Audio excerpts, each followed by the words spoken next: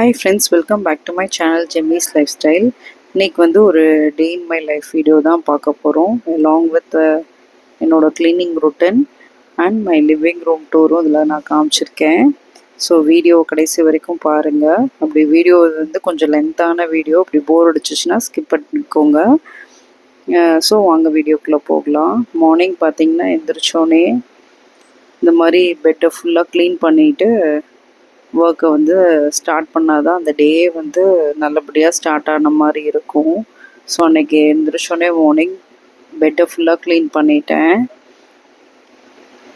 So பெட்ஷீட்ஸ்லாம் ஃபுல்லாக மடித்து வச்சுட்டு, அதுக்கப்புறம் இது வந்து என்னோடய ஒரு கார்னர் சைட் டேபிள். அது வந்து ரொம்ப நாளாக ரொம்ப அழுக்காகியே இருந்துச்சு. ஸோ அதை வந்து இன்னைக்கு க்ளீன் பண்ணலான்னு சொல்லிட்டு அந்த ஒர்க் ஸ்டார்ட் பண்ணேன். ஒரு நைட் லேம்ப் வச்சுருக்கேன். இந்த ஆர்கனைசர் பார்த்திங்கன்னா டிமார்ட்டில் தான் வாங்கினேன். நைட்டு படுக்கும்போது நம்ம தலையில் ஹேர் பின்ஸ் இதெல்லாம் நம்ம வந்து பெட்டுக்கு வந்து படுக்கும்போது தான் நம்மளுக்கு ஞாபகம் வரும். ஸோ அதெல்லாம் பக்கத்துலேயே இருக்கனால, பக்கத்துலேயே இது இருந்துச்சுன்னா ரொம்ப யூஸ்ஃபுல்லாக இருக்கும்னு சொல்லிட்டு இந்த ஆர்கனைசரில் ஃபுல்லாக அந்த கிளிப்ஸு, என் பொண்ணு படுக்கும்போது அவ்வளோ கிளிப்பு அது எல்லாத்தையுமே அவுத்து வைக்கிறதுக்கு இந்த ஆர்கனைசர் வந்து ரொம்ப யூஸ்ஃபுல்லாக இருக்குது. ஸோ இப்படி தான் ஆர்கனைஸ் பண்ணியிருக்கேன் சைட் டேபிளை. ஸோ இது ஒரு டெக்கோர் பீஸு. இது ரொம்ப நாளாக நான் வச்சுருக்கேன் ஃப்ரெண்ட்ஸ்.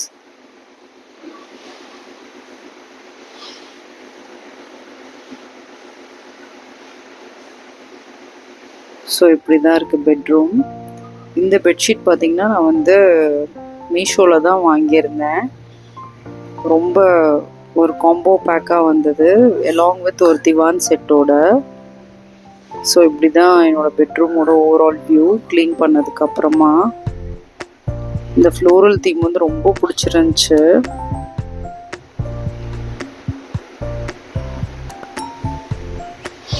ஸோ சைட் டேபிள் வந்து இப்படி தான் இருக்குது.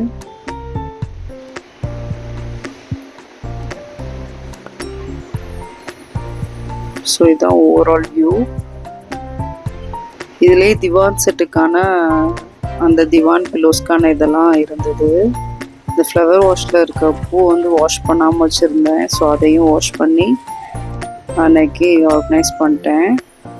இந்த பாட்டு, இந்த ஃப்ளவர் பாட் பார்த்திங்கன்னா ஆல்மோஸ்ட் ஒரு 7 to 8 இயர்ஸாக நான் வந்து இதை உடைக்காமல் ட்ராவல் பண்ணேன். வெறும் 80 rupeesக்கு வாங்கினேன் நான் காலேஜ் டைமில். ஸோ அது வந்து அப்படியே சேவ் பண்ணி வச்சுருக்கேன். ஸோ இதுதான் என்னோடய லிவிங் ரூம். கூடிய சீக்கிரத்தில் என்னோடய லிவிங் ரூமோட மேக்கோவர் வீடியோ வந்து நான் உங்களுக்கு காமிக்கிறேன். ஸோ லிவிங் ரூம் வந்து ஏற்கனவே கொஞ்சம் க்ளீனாக தான் இருந்தது. எப்போயுமே குழந்தைங்களோட டாய்ஸ் எல்லாம் வந்து பேபியோட டாய்ஸ் ஃபுல்லாக அதுக்கு அடியில் தான் நான் ஆர்கனைஸ் பண்ணி வச்சுருப்பேன். ஒவ்வொரு தடவையும் கபோர்டுக்குள்ளே வச்சு எடுக்கிறதுன்றது வந்து கொஞ்சம் கஷ்டமான காரியன்றனால.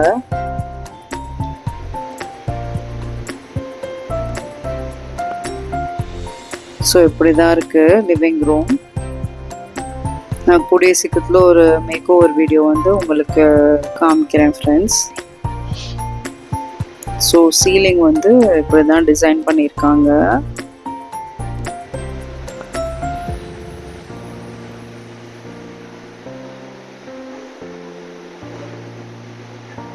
நெக்ஸ்ட்டு பார்த்திங்கன்னா என் பொண்ணோட ரூமை வந்து க்ளீன் பண்ணுற ஒர்க் இருந்தது. ஸோ அந்த ஒர்க்கையும் பண்ணி முடிச்சுட்டு ஆல்மோஸ்ட் எனக்கு எல்லா ஒர்க்கும் கம்ப்ளீட் ஆயிரும். அப்புறம் குக்கிங்கை ஸ்டார்ட் பண்ணலாம் அப்படின்னு சொல்லிட்டு அந்த ஒர்க்கெல்லாம் பார்த்துட்ருந்தேன்.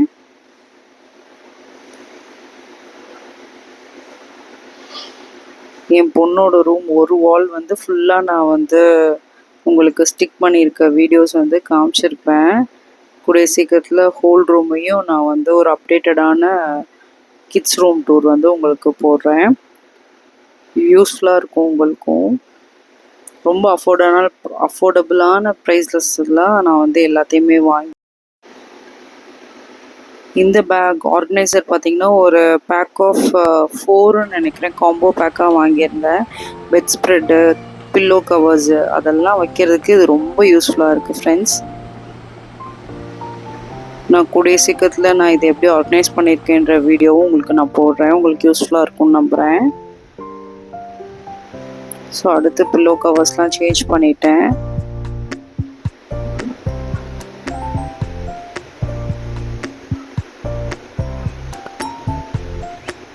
அது என்னமோ தெரியல, இந்த குழந்தைங்களுக்கு வந்து அவங்களோட டாய்ஸை அவங்களோட பெட்டில் ஆர்கனைஸ் பண்ணுறது அவங்களுக்கு ரொம்ப பிடிக்கும்.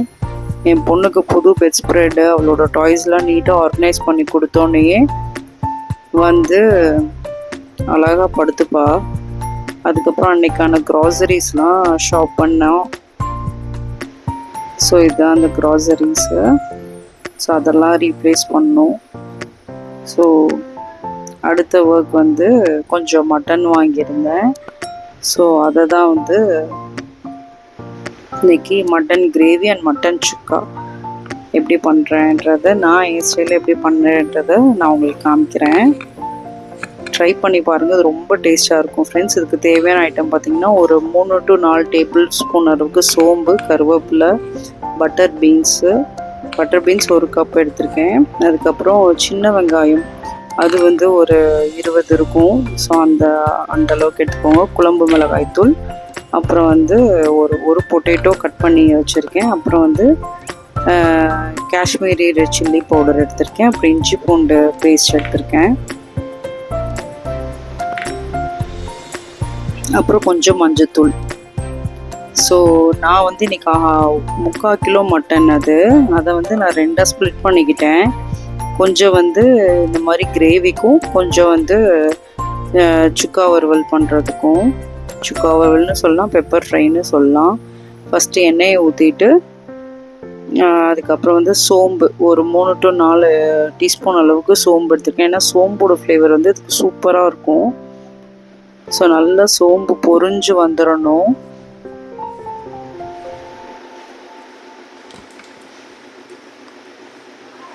ஸோ இந்த ஸ்டேஜில் வந்து நான் இஞ்சி பூண்டு பேஸ்ட் வந்து ஆட் பண்ணிக்கிறேன்.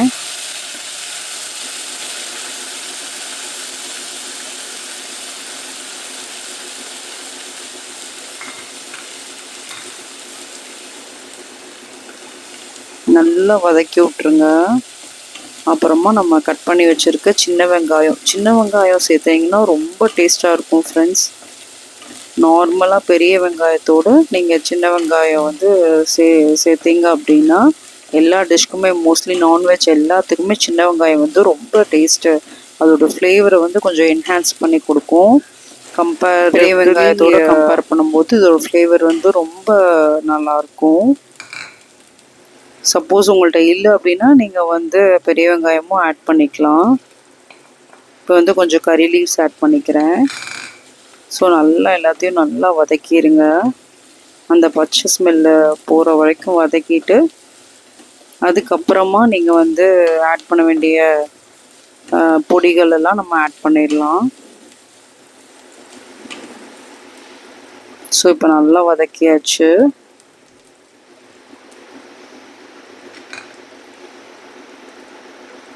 இப்போ வந்து நான் மஞ்சத்தூள் ஆட் பண்ணிக்கிறேன். நான் 2 ஸ்பூன் அளவுக்கு மஞ்சத்தூள் எடுத்திருக்கேன்.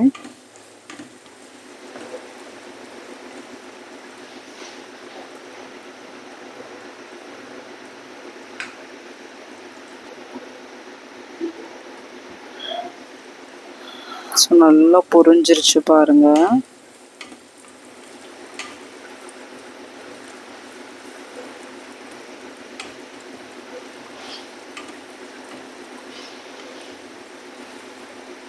எப்பயுமே நல்லா வதக்கி அதோட ரா ஸ்மெல் போனதுக்கப்புறமா நீங்கள் வந்து ஒவ்வொன்றா ஆட் பண்ணும்போது அதோட ஃப்ளேவர் வந்து நல்லாயிருக்கும். இப்போ வந்து குழம்பு மிளகாய்த்தூள் வந்து ஒரு 4 to 5 டீஸ்பூன் எடுத்திருக்கேன். சப்போஸ் நீங்கள் மல்லித்தூள் அண்ட் மிளகாத்தூள் தனித்தனியாக சேர்க்கறதுனாலும் நீங்கள் சேர்த்துக்கலாம். இது வந்து இந்த குழம்பு மிளகாய்த்தூள் வந்து எல்லாமே மிக்ஸ் ஆகிருக்கனால நான் இதை வந்து அப்படியே எடுத்துக்கிறேன், ஒரு 5 ஸ்பூனு. இது காஷ்மீரி சில்லி பவுடரு, இது வந்து ஒரு 2 டீஸ்பூன் எடுத்திருக்கேன் அந்த கலர் அண்ட் ஃப்ளேவருக்காக.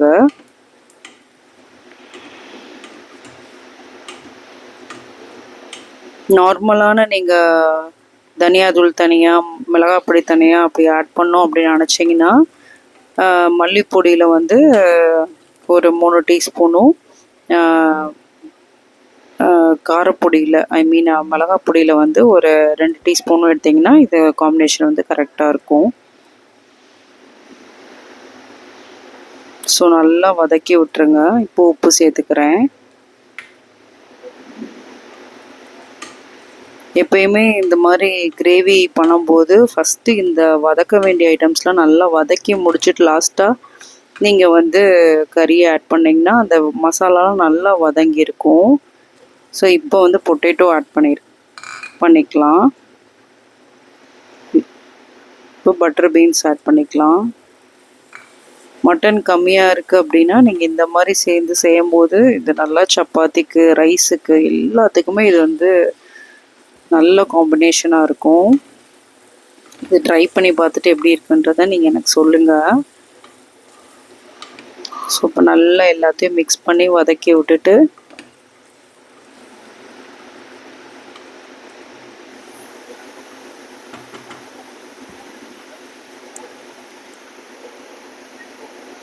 நல்லா ட்ரையாக வதக்கியாச்சு. ஸோ இப்போ வந்து நான் வந்து இதில் 1/4 கிலோ மட்டன் சேர்த்துருக்கேன்.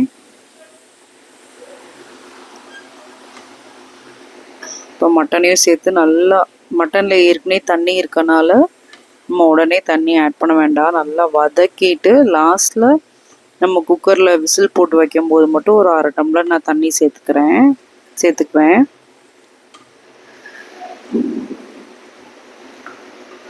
ஸோ நல்லா வதக்கி விட்டுருங்க.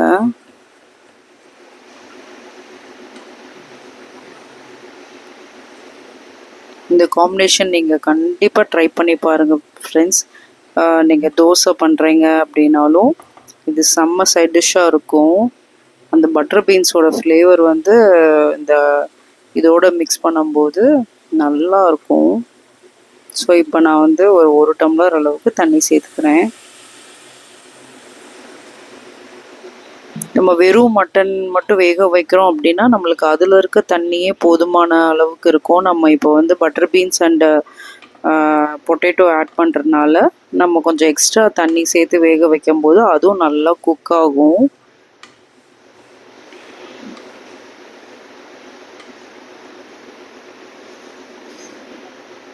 ஸோ இப்போ நல்லா வதக்கியாச்சு. இப்படி தான் இருக்குது. இந்த அளவுக்கு தண்ணி இருக்கிற மாதிரி நீங்கள் பார்த்துக்கோங்க. நீங்கள் மட்டன் வந்து ஜாஸ்தியாக சேர்க்குறீங்க அப்படின்னா அதுக்கேற்ற மாதிரி நீங்கள் வந்து தண்ணி வந்து வச்சுக்கோங்க. ஸோ நெக்ஸ்ட்டு வந்து மட்டன் சுக்கா வறுவலுக்கான ஐட்டம்ஸ்லாம் ரெடி பண்ணி வச்சுட்டேன். மட்டன் சுக்காவுக்கும் நான் அப்படி தான் உருளைக்கிழங்கு போட்டு வச்சுருக்கேன். ஏன்னா அது வந்து சுக்காவோடு சேரும்போது எது கறி எது உருளைக்கிழங்குன்றே தெரியாது, அவ்வளோ நல்லாயிருக்கும்.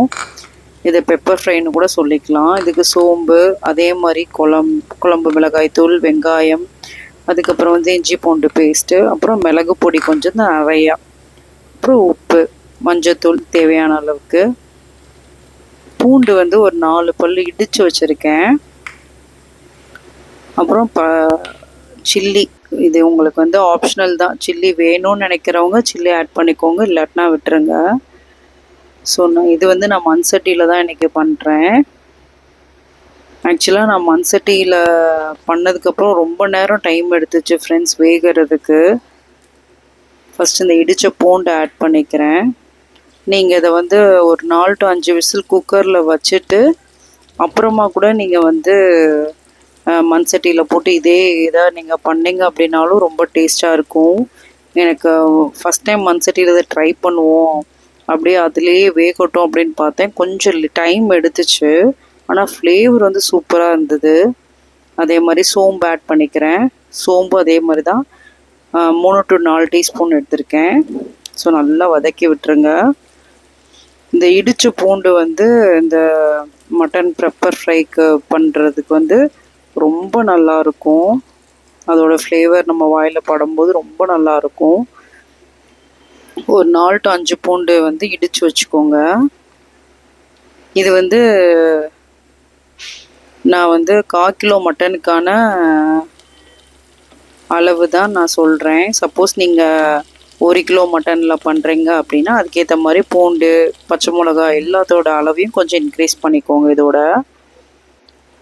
ஸோ இப்போ வந்து வெங்காயம், சின்ன வெங்காயம் ஆட் பண்ணியிருக்கேன். அது 1 கப் அளவுக்கு சேர்த்துருக்கேன். ஒரு 20 to 30 வெங்காயம் இருக்கும்.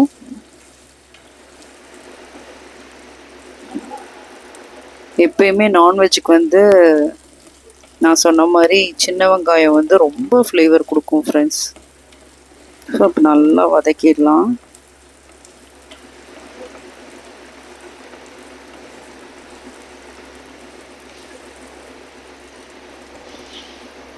அந்த எண்ணெய் தனியாக பிரிஞ்சு வர அளவுக்கு வதக்கிடுங்க. இப்போ உப்பு சேர்த்துக்கலாம்.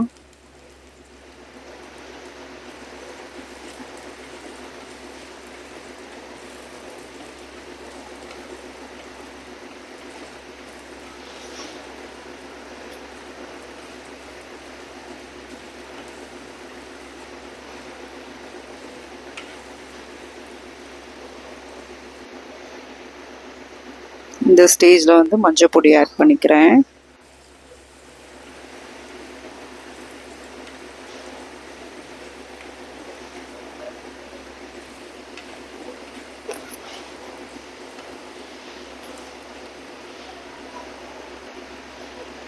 இஞ்சி பூண்டு பேஸ்ட் ஆட் பண்ணிக்கிறேன். இது வந்து ஒரு 3 to 4 டீஸ்பூன் அளவுக்கு நான் வந்து இஞ்சி பூண்டு பேஸ்ட் எடுத்திருக்கேன்.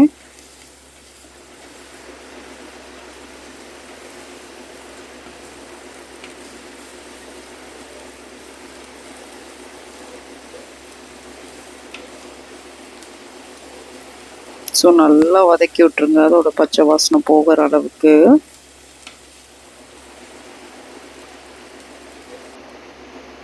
இப்போ மட்டனை சேர்த்துக்கிறேன். நான் குழம்பு பொடி ஆட் பண்ணது வந்து இதில் காமிக்கல ஃப்ரெண்ட்ஸ். ஸோ குழம்பு பொடியும் ஆட் பண்ணிட்டேன் நான். ஸோ லாஸ்ட்டாக மட்டன் ஆட் பண்ணிக்கிறேன்.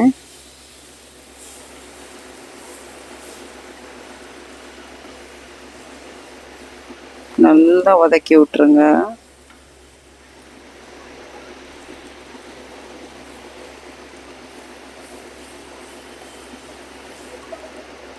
எப்பயுமே பெப்பரை வந்து இதில் வந்து நல்லா லாஸ்ட்டாக சேர்த்துக்கிறது தான் அந்த ஃப்ளேவர் வந்து நல்லாயிருக்கும். முன்னாடியே பெப்பரோட ஃப்ளேவர் வந்து சேர்த்துட்டிங்க அப்படின்னா, பெப்பரை முன்னாடியே சேர்த்துட்டிங்க அப்படின்னா அந்த ஃப்ளேவர் வந்து ஃபுல்லாக இறங்காது. லாஸ்ட் அந்த வாசனையும் வந்து போயிடும். ஸோ இப்போ வந்து பொட்டேட்டோ ஆட் பண்ணிக்கிறேன்.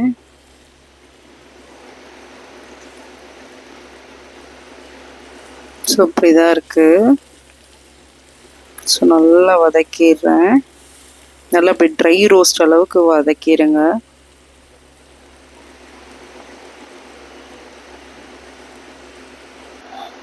இப்போது ஒரு நான் 1/2 டம்ளர் அளவுக்கு தண்ணி எடுத்திருக்கேன் அந்த கறி வேகணுன்றதுக்காக. ஸோ இப்போ நல்லா கிளறி விட்டுருங்க.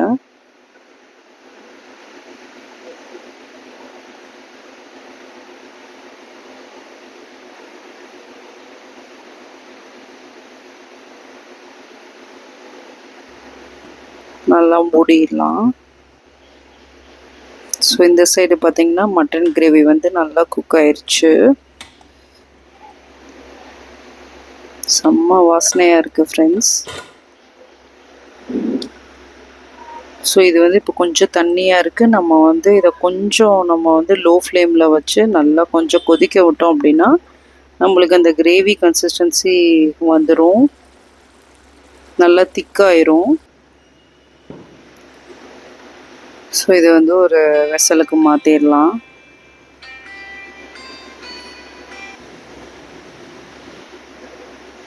ஸோ நம்மளோட மட்டன் கிரேவி ரெடி ஆயிடுச்சு.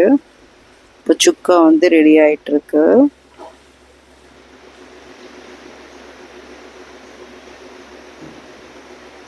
ஸோ இப்போ நல்லா வந்து கொதிச்சிருச்சு. ஸோ இந்த ஸ்டேஜில் வந்து நான் வந்து பெப்பர் பொடியை வந்து ஆட் பண்ணிக்கிறேன்.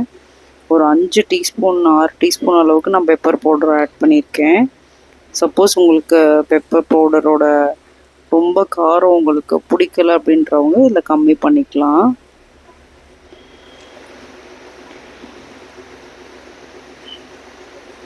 இது வந்து இறக்குறதுக்கு முன்னாடி ஸ்டேஜில் தான் நீங்கள் வந்து அந்த பெப்பரை வந்து ஆட் பண்ணணும். அப்போ தான் உங்களுக்கு அந்த ஃப்ளேவர் வந்து நல்லாயிருக்கும்.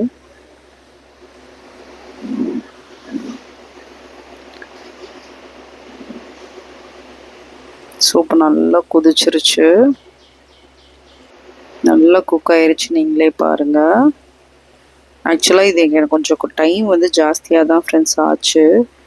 சப்போஸ் நீங்கள் வந்து இது டைம் எடுக்கிறது அப்படின்னு ஃபீல் பண்ணீங்க அப்படின்னா நீங்கள் வந்து குக்கரில் ஏற்கனவே கறியை வேக வச்சுட்டு இதே ப்ரொசீஜரை வந்து ஃபாலோ பண்ணாலும் அதுவும் நல்லா தான் இருக்கும். ஸோ இது ஒரு பாத்திரத்தில் மாற்றிக்கலாம். ஸோ நம்மளோட மட்டன் சுக்கான்னு சொல்லலாம், பெப்பர் ஃப்ரைன்னு சொல்லலாம். ரொம்ப டேஸ்டியாக இருந்தது. ஸோ இந்த வீடியோ பிடிச்சிருந்துச்சின்னா லைக் பண்ணுங்கள், ஷேர் பண்ணுங்கள், சப்ஸ்கிரைப் பண்ணுங்கள். வீடியோ இவ்வளோட பொறுமையோடு பார்த்ததுக்காக உங்களுக்கு ரொம்ப நன்றி.